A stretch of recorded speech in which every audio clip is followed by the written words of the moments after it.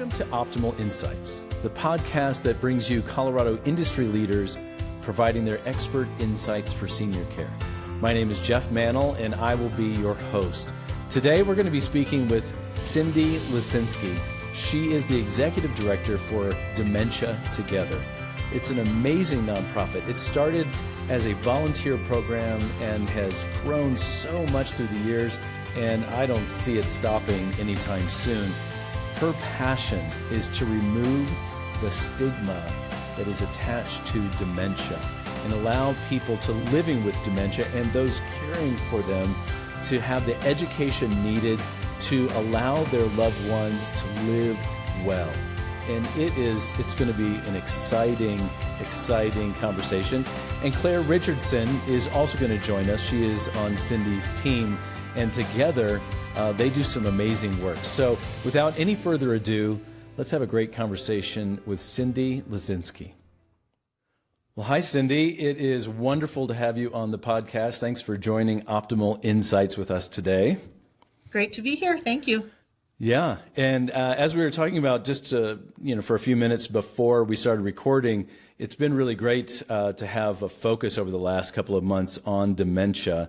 And today here we are talking about Dementia Together, and that is your baby. So I want to get to know you and Dementia Together, as we spend these next few minutes together. Tell us a little bit about your journey. What brought you to dementia? What drew you there?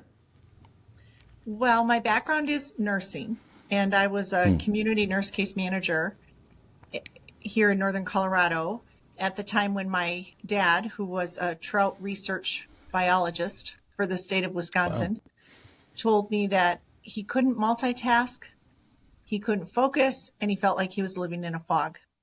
And I can envision the place I was standing when he told me that, because it was just a defining moment in my life. And I had a geriatric caseload at the time, and I had some people who were living with dementia, but I didn't get passionate about dementia until it happened to my own dad. And I knew when he shared his symptoms with me that we were headed down the dementia journey. I didn't know what it meant at the time, but I was determined and probably a bit obsessed with finding a way to help my dad finish his journey well, because he lived well. And what that led to was me meeting a lady named Penny Garner over in the UK about 3 weeks after Dad told me about his symptoms. And she developed what's called the Speckle method for dementia care. And I want to hear more about that.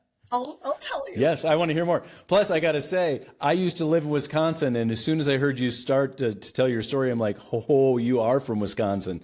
I lived in Madison for 12 years, and used to hunt and fish out there, so I'm really grateful for what your dad did while he was living. Oh, he grew up near McFarland and he did graduate school at University of Wisconsin-Madison. I went to graduate school at University of Wisconsin-Madison.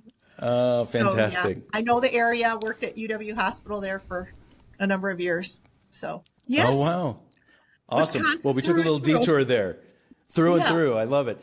So the Speckle method, let's talk about that. London. We'll go to how London. did it happen how did it happen so fast that it was just 3 weeks after you heard that? Did you go there intentionally to meet with her, or was it just a happenstance meeting? Happenstance in that I knew we were going to London as a family, and she happened to be in London the days I was, and I had read a book where I had heard about the Speckle method, contacted that author and wanted to meet with the author, but she said, oh, you need to meet with Penny Garner. She's going to be in London when you are. So that's what happened. And Penny sat me down for 3 hours in a bakery. She told me all about the Speckle method, and it changed my whole paradigm of dementia, because my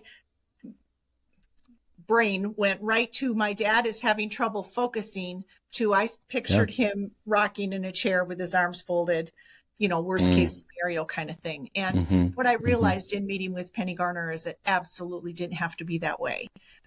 And why I love the Speckle method is because it doesn't use a medical model for managing the condition. Instead, it treats dementia as a simple disability that can be positively managed.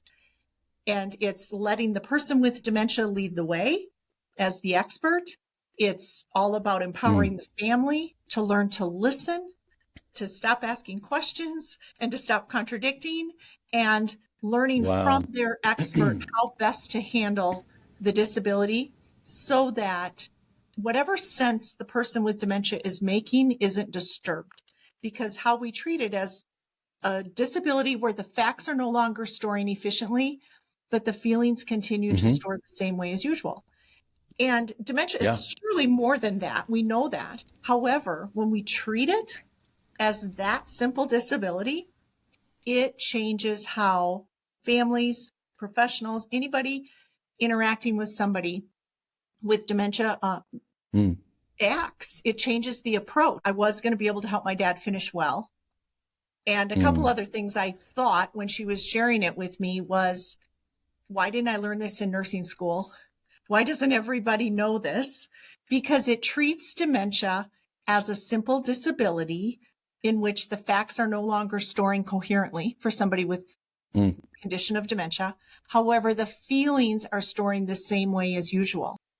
And it's an absolute oversimplification of dementia. However, it works in how we treat the person, because families and professionals and anybody who come into contact with somebody living with dementia, if they just change how they interact, not expect that the recent facts are storing, it truly can just enable the person who isn't storing the facts to live with lifelong well-being and contentment because the expectations have changed. Wow, that's so good. And just so that you're aware, my brother-in-law, and listeners to this podcast already know this, but Lori, my wife, her brother passed from early onset dementia just a couple of years ago, Alzheimer's, and he was only 57 at the time. Yeah. And I'm learning so much now. And of course, I've been working in hospice the last couple of years, working in hospice and home care. I'm not a clinician, but I onboard, worked with the families, and so have dealt with quite a few people with dementia.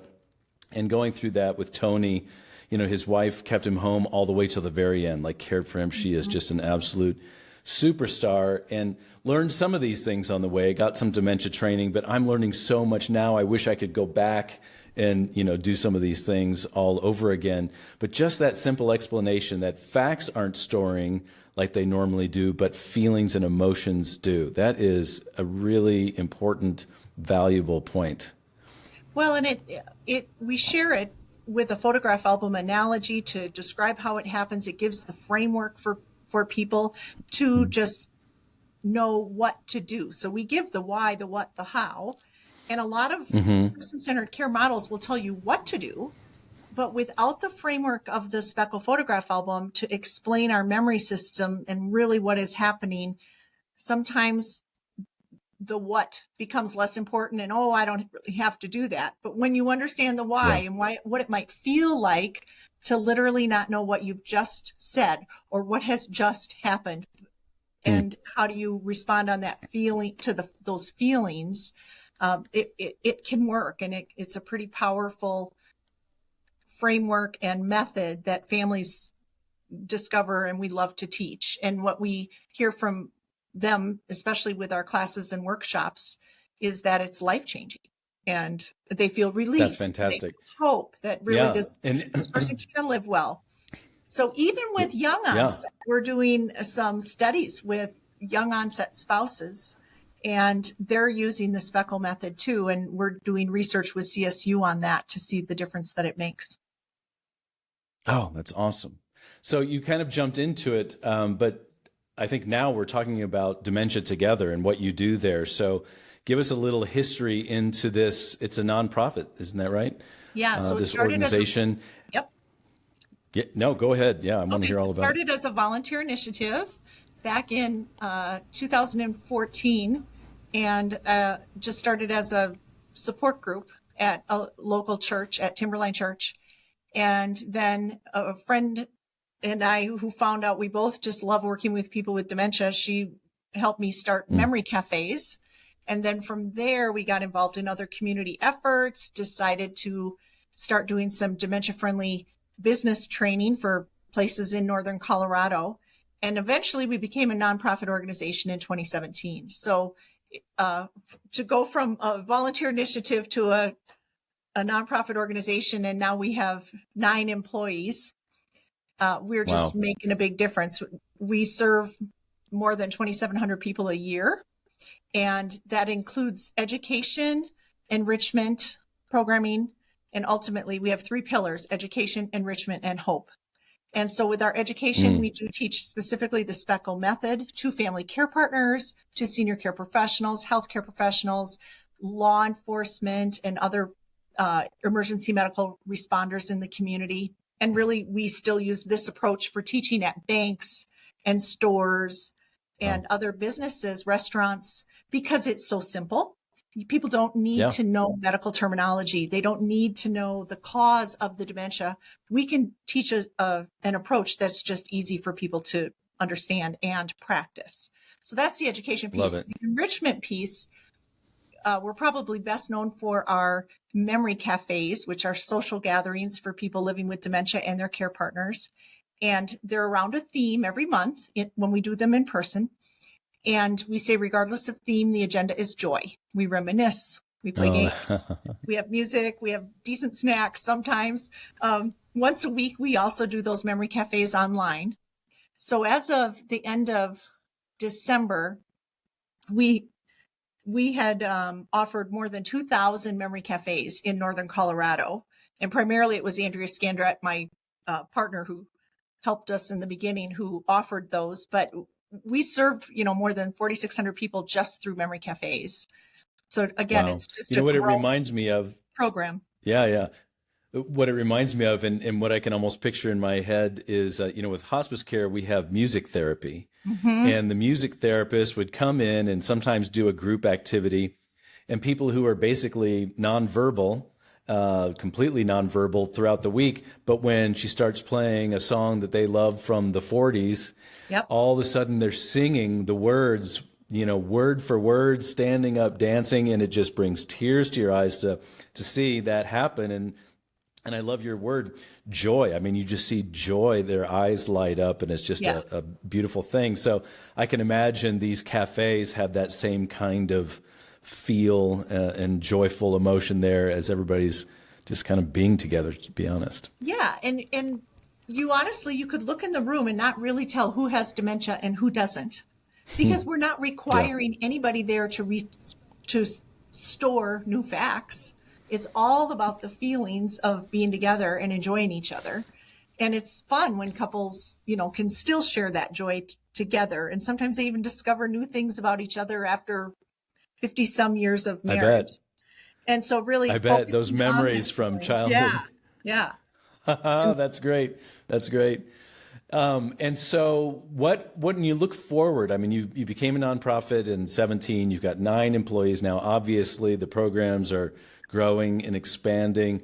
What are your dreams and goals for 24 and beyond? Yeah.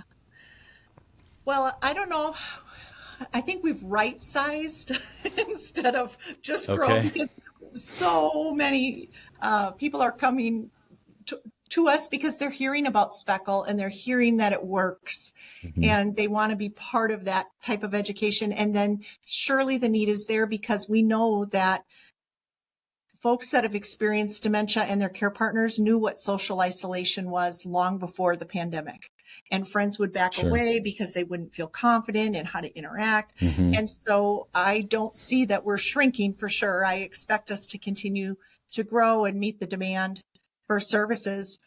In 2024, our plan is to continue to not charge our people living with dementia, their families, their care partners for any of our services, because we don't want cost to be a barrier.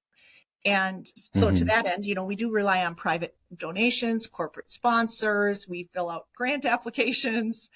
And I just think that that's going to continue to grow as well as the need does.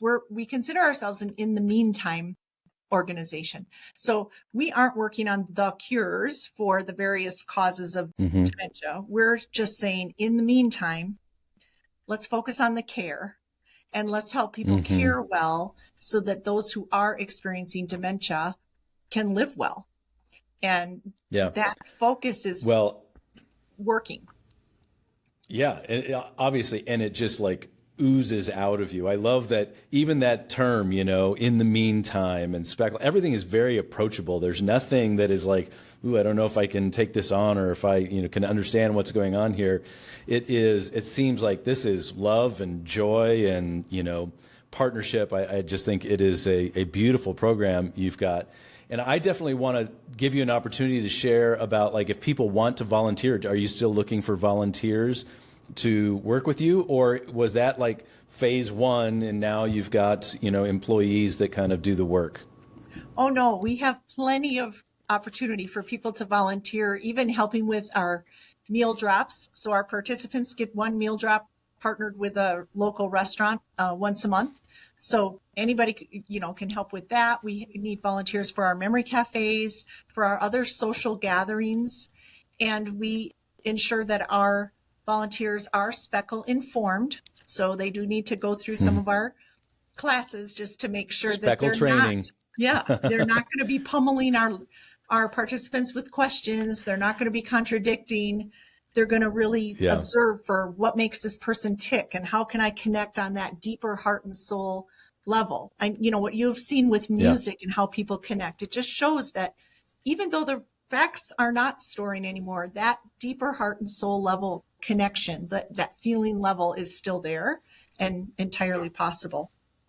And really that's fantastic. What we help our volunteers discover and people in the community is that whole tragedy narrative, it's just awful and one crisis after another. You just dread tomorrow.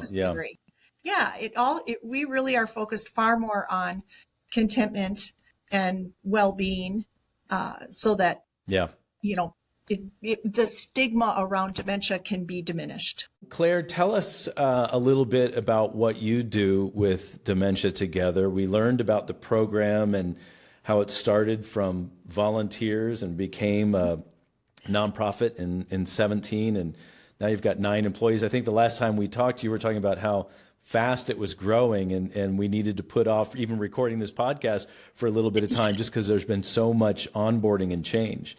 What's your role in that? So I am our Outreach and Resource Development Manager. It's a pretty big title and a lot to live up to, I feel like, but definitely something worthwhile that I'm super passionate about. My role is to go out and work with our community, not only to create awareness about what we're doing, but also to build partnerships to help our nonprofit move forward in the right direction. Yeah. And it sounds like, from talking to Cyndy and just seeing the growth up to this point, this growth is not going to stop. I hope that, we were talking about people that are listening or watching this podcast and want to volunteer and want to get involved. Looks like there's going to be plenty of opportunities for people to help get speckle trained and understand more about what you do. And I really encourage people to do that, to volunteer. We'll put all of your information down in the show notes below so they have your website and your phone number and they get in touch with you. Loved hearing about your team. Cyndy couldn't say enough about a team. She looks like a very difficult person to work for. Oh, so hard. Yeah. No, I think it's amazing because, we all come together and Cyndy just has this heart-centered passion for helping others, and we all cling to that, and it just makes us all want to work so much harder to help not only further the mission of Dementia Together, but truly help everybody out there who's walking this journey. Yeah. Well, I'm grateful to Lisa LaFleur, who kind of brought us together so that we could have this conversation. And it just warms my heart to know, as I shared before, the last several podcasts, we've done a real focus on dementia. There are more and more people getting passionate about doing what you said, Cyndy, like removing the stigma about it. And I appreciate what you do. I'm really proud of you guys for what you've done and what you've taken it from volunteers to what it is today. I look forward to seeing what it becomes in the future. And like I said, we'll put all of your information in the show notes. If you want to volunteer, if you want to donate, if you want to learn more about Dementia Together, please contact these guys. It's an amazing team. I want to thank everybody for watching this podcast, and we look forward to seeing you soon. Bye-bye.